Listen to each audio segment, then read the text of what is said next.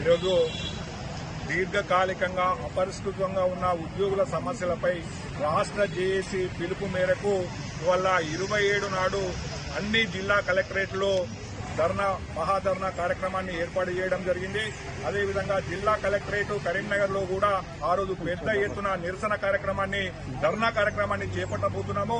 అదేవిధంగా పెన్షన్ విద్రోహ దినంగా ఇవాళ 2004 తర్వాత అపాయింట్ అయిన ఏ ఉద్యోగి కూడా పెన్షన్ లేదు.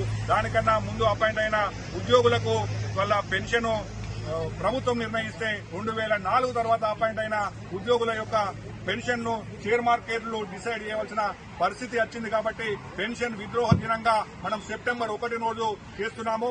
అదేవిధంగా మళ్ళా ఇదే సెప్టెంబర్ 10 నాడు ఇవాళ చెలో హైదరాబాద్ అనే కార్యక్రమాన్ని కూడా పిలుపు ఇచ్చింది కనుక ఉద్యోగులందరూ ఈ చెలో హైదరాబాద్ కు 27న జరిగే మహాధర్నాకు సెప్టెంబర్న జరిగే 1 కార్యక్రమానికి వాళ్ళ అందరూ సహకరించి అందరూ భాగస్వాములు కావాలని మేము వాళ్ళందరికీ పిలుపు ఇవ్వడం జరుగుతుంది. వాళ్ళ మేము ప్రభుత్వాన్ని గొంతమ్మ కోరికలు కోరటం లేదు. మాకు రాజ్యాంగబద్దంగా రావాల్సిన మా హక్కులనే కోరుతున్నాము. 6 నెలలకు డిఏ, సంవత్సరానికో ఇంక్రిమెంట్, 5 ఏళ్లకు పీఆర్సీ మాకు రాజ్యాంగబద్దంగా రావాల్సిన హక్కులు ఇవాళ మాకు ప్రభుత్వం వచ్చి 3 సంవత్సరాలు అయింది.